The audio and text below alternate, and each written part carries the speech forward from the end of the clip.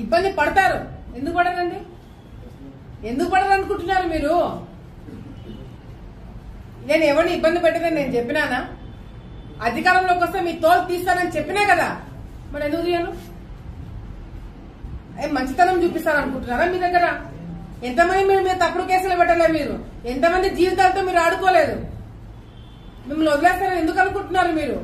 ఒక్కొక్కరికి లెక్క చెప్తా అని చెప్పినా చెప్పి తీరుతా.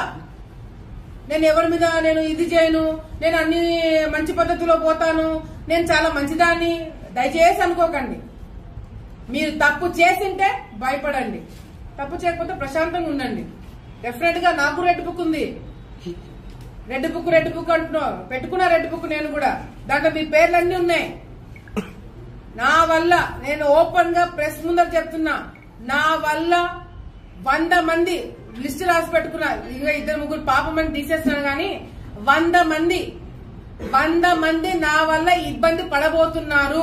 ఓపెన్ గా చెప్తున్నాను. 100 మంది లిస్ట్ నా దగ్గర ఉంది. ఆ 100 మందిని ఇబ్బంది పెట్టబోతున్నాను. అంటే ఇబ్బంది పెట్టబోతున్నాను అంటే కట్ట తీసుకొని కొడతానో చంపుతానో అట్లా ఇబ్బంది కాదు. అట్లా భయపడకండి. లీగల్ గా మళ్ళీ చెప్తున్నా, లీగల్ గా మీ మీద యాక్షన్ తీసుకుంటాం.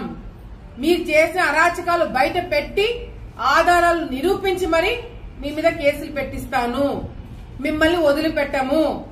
ఎందుకంటే ఆలగడ్డ రాజకీయాలు నాశనం లేపింది మీరు కాబట్టి మీకు శిక్ష పడబోతుంది. మీరు జాగ్రత్తగా ఉండండి అని నేనే చెప్తున్నా.